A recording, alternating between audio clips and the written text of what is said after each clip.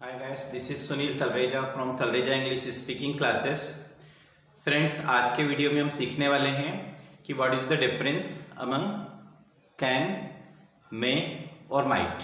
Friends, आज हम तीन रूल्स सीखने वाले हैं। तीनों का मतलब सकता है होता है हिंदी में। अब तीनों में फ़र्क क्या है हम वो समझेंगे। देखो, कैन मतलब सकता है जब हम किसी की क्षमता की बात करते हैं। कैन शोज एबिलिटी और कैपेसिटी। जैसे वह तेज दौड़ सकता है तो तेज दौड़ने की क्या है, क्षमता है उसकी। He can run fast. मैं अंग्रेजी बोल सकता हूँ, अंग्रेजी बोलने की क्षमता है। I can speak English. वह 3 भाषाएं बोल सकती है तो उसकी भी क्षमता है, तो क्या बोलना पड़ेगा, शी कैन स्पीक 3 लैंग्वेजेस। वह तैर सकता है तो तैरने की भी क्षमता है, तो क्या बोलना पड़ेगा, ही कैन स्विम।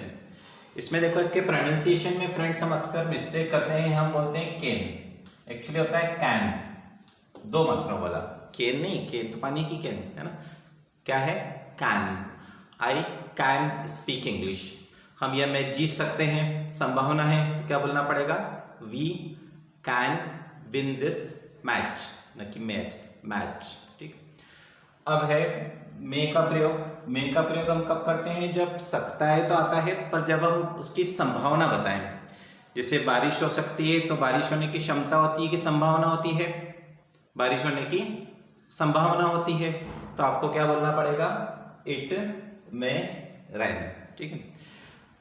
अगर मैं कहूं मुझे देर हो सकती है तो देर होने की क्षमता है कि संभावना है, देर होने की संभावना है। अब देर होना क्या होता है, बी लेट या गेट लेट। ठीक है, तो मुझे देर हो सकती है तो क्या बोलना पड़ेगा, आई मे बी लेट। वह फेल हो सकता है, फेल मतलब फेल होना, होने के लिए बी लगाने की जरूरत ही नहीं, फेल ऑलरेडी वर्ब है। ठीक है, तो क्या बोलना पड़ेगा, ही मे फेल। वे या मैच हार सकते हैं, तो हारने की क्षमता होती है कि संभावना होती है, संभावना होगी, तो क्या बोलना पड़ेगा, वे या मैच हार सकते हैं, दे मे लूज दिस मैच। पीछे मत देखना, नहीं तो तुम गिर सकते हो, गिरने की संभावना है कि क्षमता है, संभावना। ठीक है, तो don't look back, don't see back, ये भी बोल सकते हो। तुम गिर सकते हो तो क्या बोलना पड़ेगा, यू मे फॉल। ऐसा करना बंद कर दो, नहीं तो तुम पागल हो सकते हो। तो पागल होने की क्षमता है या संभावना है, संभावना है, तो क्या बोलना पड़ेगा, बोलो, ऐसा करना बंद कर दो। स्टॉप के बाद आईएनजी लगाते हैं, स्टॉप डूइंग सो। नहीं तो के लिए क्या लगा, अदरवाइज। तुम पागल हो सकते हो, यू मे बी मैड या यू मे गो मैड, है ना, गो मैड भी होता है पागल होना। यह कागज मत फेंको, यह काम में आ सकता है, काम में आना, कम इन हैंडी या बी यूजफुल भी कह सकते हैं। तो यह कागज मत फेंको, डोंट थ्रो दिस पेपर, यह काम में आ सकता है, it may come in handy. तो फ्रेंड्स, कैन का प्रयोग समझ में आ गया, क्षमता की बात कर रहे हैं। मे का प्रयोग कब करेंगे, जब संभावना की बात करेंगे।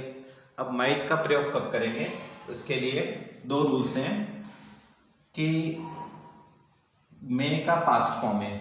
अगर ये जैसे बारिश हो सकती है कि पहले ये सेंटेंस आ गया, उसने कहा, ठीक है, तो उसने कहा मतलब क्या हो गया, ही सेड। ठीक है, बारिश हो सकती है तो क्या बोलना पड़ेगा, इट माइट रेन, क्योंकि अगर केवल बारिश हो सकती है तो प्रेजेंट की बात थी। उसने कहा मतलब पास्ट की बात हो गई। ठीक है ना, उसने कहा से पता चला मतलब पहले कहा था, तो क्या बोलना पड़ेगा, he said that it might rain. ठीक। अब इसका माइट का एक और जो रूल है वो मे के जैसा ही है कि संभावना ही बताता है, पर थोड़ा सा फर्क ये है कि ये रिमोट पॉसिबिलिटी बताता है, मतलब दूर की संभावना बताता है। रिमोट का मतलब क्या होता है, दूर का। जैसे रिमोट कंट्रोल होता है टीवी का रिमोट, तो दूर से अपन जो है उसको ऑपरेट करते हैं। रिमोट एरिया मतलब दूर के एरियाज। ठीक है, तो रिमोट पॉसिबिलिटी का मतलब क्या है कि उस काम के होने की संभावना बहुत कम है, न के बराबर है। जैसे अपन कहें शायद बारिश हो जाए, हो सकता है कि बारिश हो जाए, हिंदी में इस तरह के वाक्य आएंगे, शायद वह आ जाए। तो शायद के लिए परेफ्स लगाने की भी जरूरत नहीं अगर आप माइट का यूज कर रहे हो। तो देखो, रिमोट पॉसिबिलिटी बताएगा शायद वह आ जाए, वही लगाना है सब्जेक्ट, फिर माइट लगाना है और वर्ब की फर्स्ट फॉर्म लगाना है। तो क्या बोलना पड़ेगा, शायद वह आ जाए, ही माइट कम। अगर आप शायद के लिए अगर परहैप्स लगा रहे हो, फिर आपको इसको फ्यूचर में बनाना पड़ेगा, परहैप्स ही विल कम, फिर ऐसा बोलना पड़ेगा। और अगर आपने माइट का यूज़ किया तो उसमें वो अंडरस्टूड है, तो फिर माइट के साथ में परहैप्स लगाने की ज़रूरत नहीं है। चलिए कुछ सेंटेंस बनाते हैं, बोलिए। शायद वह चला जाए, बोलो ही माइट गो। शायद वह हाँ कह दे, बोलो ही माइट से यस। शायद वह इनकार कर दे, शी या ही माइट रिफ्यूज। शायद वह सही हो, अब देखो सही हो, होना मतलब क्या होता है बी, सही मतलब तो क्या होगा राइट, सही होना बी राइट, तो क्या बोलना है पड़ेगा, शायद वह सही हो, ही माइट बी राइट।